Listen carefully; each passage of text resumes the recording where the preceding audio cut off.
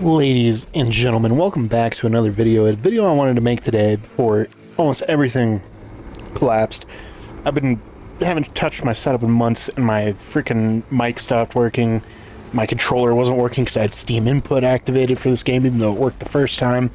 But I'm back. I'm playing some Warhammer Space Marine 2. We're a little bit into it, and I just wanted to show off my FPS, even just in this section. This is what my FPS has been like. I'm playing this on a 8700F AMD CPU. I forgot the exact name of it because it's a weird CPU I would have never bought, but I got in a pre-built. And a 9060 XT 16 gig that I actually picked up for about 300 bucks. I don't know if they've gotten more expensive, but I wanted to see what a 9060 XT 16 gig can do. I just was building a second PC on the side. My normal PC, I'm used to like running a 4090. I haven't actually tried playing this game on my 4090 PC, mostly because I just want to see what the budget PC does. The budget PC runs cooler, mostly because I'm sure the CPU does not push that hard, but it seems like it doesn't matter. Current settings, where I'm hovering around 50 to 60 FPS, 53 is my lows right now. We're at least getting above 50, hitting 60 FPS. I'm playing in full screen borderless mode in 4K, but I do have FSR on with FSR. Does it not show you that? Oh, render resolution. Yeah, my render resolution is set to balance. I have it on unlocked frame rate, or I might be. No, my FPS limit is at 120 hertz right now, and I have it like set all to medium, pretty much like medium with high cloth simulation, running in 4K upresed on a 9060 XT 16 gig, $300 graphics card, if you can get one for $300. And that's what I'm getting, like 60 FPS ish right now. Game looks good, but I could use in-game frame generation, which is stuck at just 2 times, so I don't get a lot of choices here. And I will be hitting a little bit into the 100 FPS, and it does feel smooth. It looks just as good, and I really can't feel latency. And this game with inbuilt frame generation, it's not too bad. The swamp will be infested with Xenos. There is a bunker straddling the riverbed. We will cut through there. Now I will say, I don't remember how exactly to play this game with strategy for expediency. with the controls, because I've been playing Resident Evil Requiem lately, and I might make a video on that. It has really good optimization and just really good built-in frame generation. This game seems to have it too, but I was making this video actually to highlight kind of something else, which is oh man, is going to be the lossless frame generation, lossless scaling Steam app that's like $7. I finally just caved in and decided to try it out, and it's really nice for games that obviously don't have frame generation. I was mostly using it for my Steam Deck because I was like, you know, how bad is the frame generation? And I'll stand by this.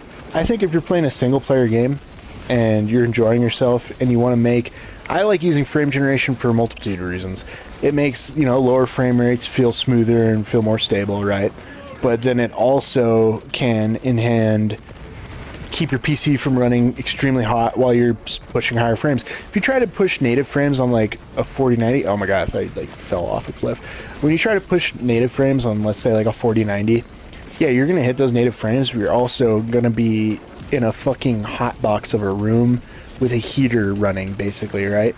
And don't get me wrong, you know, I don't mind heaters in the winter, but when it starts to get hot, especially in a desert climate like me, that kind of gets bad. I gotta remember how to fucking play this game. I'm gonna get my shit kicked in right now. Executed that, guys. It's not bad. So, you know, I like using frame gen for making your computer run, you know, not as hot. God damn, I'm using RAM right now in this game. That is something I wish I would have bought with this pre-built when I bought it back in the day. It has one stick of 16 gig DDR5. I'm not buying another stick of 16 gig DDR5 to mix, and I'm not buying a new set to get 32. But damn, looking at the RAM usage now, it's kind of wild. I'm using 13 gigs on the dot with this game out of my 15.6 available. So that's something. But I soon want to switch to Lossless Frame Gen to show you guys just what that looks like. It's nothing too crazy. I'm going to turn off the frame gen on this game, and we'll be back down to like 50 FPS, but I'm just going to jump over to Lossless Frame Gen. Now, no matter what with lossless scaling, you do have to use you have to have the game in windowed or like a borderless mode for it to work, at least as far as I'm aware on Windows. If you're using it on the SteamOS, it actually works really well. And all you do, so this is just my settings. This is what I'm going to say. For what I'm doing, because I'm kind of gaming at 4K, I have my flow scale set to 75. Multiplier only set to 2 because I only want to double it twice, with it set to fixed, which just maintains the FPS that I want. I don't have performance mode on because I have a 16 gig card. If you have like an 8 gig card, I would say put on performance mode. If you just have an older card, you don't want to have too old of a card because I don't think this really works that well for you. So you do want to have something a little bit newer. You simply just click scale and I'll have a countdown. You just got to click back into your game and we will be chilling here once we're actually back in it. And Lossless Frame Gen already is activated. I still don't feel latency as bad. I will see like around my character, I don't know if it'll pick up on my capture device,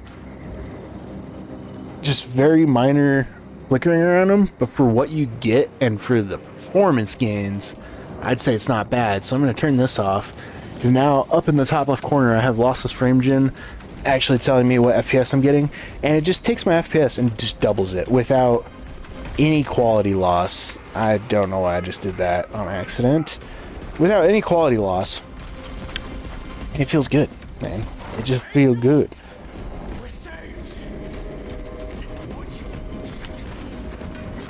And you can do this theoretically with any game. I haven't tried it in every single game I've played. When it comes to doing it on a handheld, it's really cool because I use like an RG Ally with SteamOS.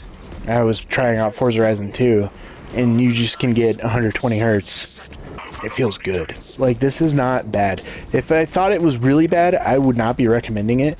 But for a single player game, or if you're doing like a co-op PvE sort of situation, shit feels good. Shit looks good. What are we doing down here?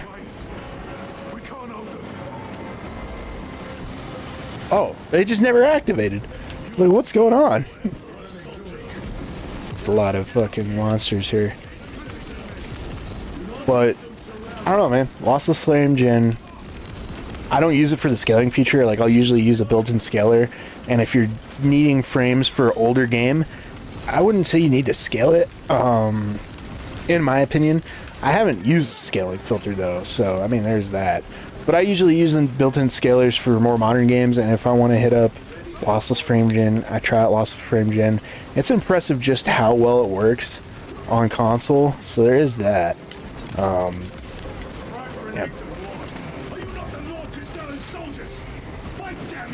Oh, I have no clue what's going on in this game at the moment. I'm just shooting things. And that's always a good sign. I'm hitting all the wrong buttons. That's the problem whenever you play different games a lot.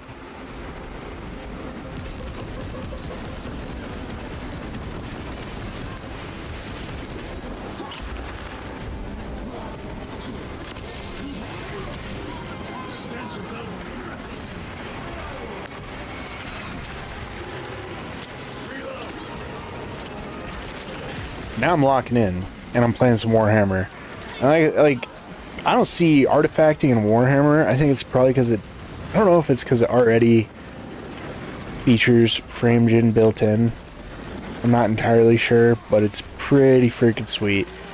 Really, all I can say is that it's just really freaking sweet.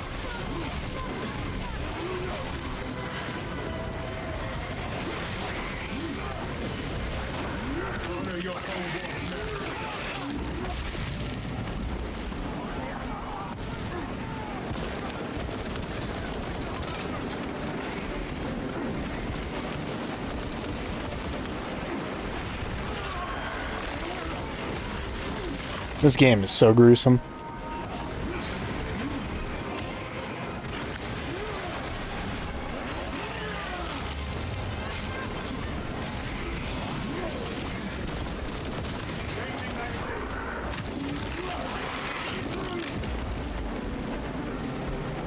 I might have to, like, inevitably, I'm gonna make a video more directly to, like, highlight just what it's like for other games. Maybe I'll jump into another game. Maybe we will make this Lossless frame gen just to fully show you what I mean, because I could show you guys it with a game that doesn't have frame generation, but I swear it's just as good. This, like, 3.1 version's just as good as built-in frame generation. I could do it with a few games.